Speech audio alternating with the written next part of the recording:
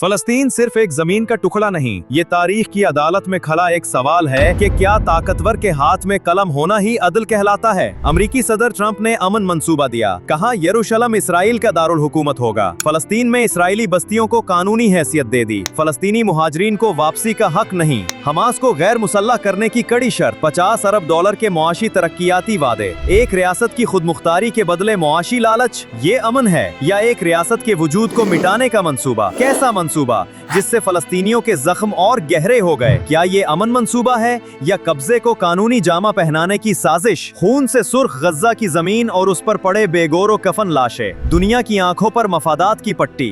कान बंद, जबानें सिल गईं। किबला अव्वल से सदा आ रही है, मुझे बेच दिया गया। फलस्तीन की मिट्टी चीख रही है, मेरे बेटे वापस करो। ये अल्फाज नहीं, सिसकियां फरियादें हैं। ये सतरे नहीं, जख्म हैं। जब किबला अव्वल के साए में लाशें गिरें, तब भी दुनिया ने अमन का जश्न मनाया। क्या अमन ऐसे मुआहिदों से आता है जिनमें एक कौम का नक्शा मिटा दिया जाए, जिनमें बस्तियों की दीवारें बुलंद हों मगर इंसानियत जमीन बोस हो जाए? ये कैसा इंसाफ है जहां मुजरिम को सलाम और मजलूम को सजा मिलती है? ट्रंप के अमन मुआहिदे को सदी का मुआहिदा कहने वालों, मुआहिदे की तफसीलात देखकर अक्सा की दीवारें थर थर कांप रही। मेरी आजान छीनी गई। दूसरी तरफ 2 साल के बच्चे का जनाजा, वो बच्चा जिसने सिर्फ दूध मांगा था, जिसकी आंखें अभी दुनिया देखना चाहती थीं, उसकी चीख जमीन में दफन हो गई और दुनिया ने कहा अमन आ गया। क्या अमन यूं आता है? पत्थरों से खेलने वाले बच्चों को दहशतगर्द कहकर, मदरसे के तालिबे इल्म को मुजरिम बनाकर, आजान को खामोश करा के,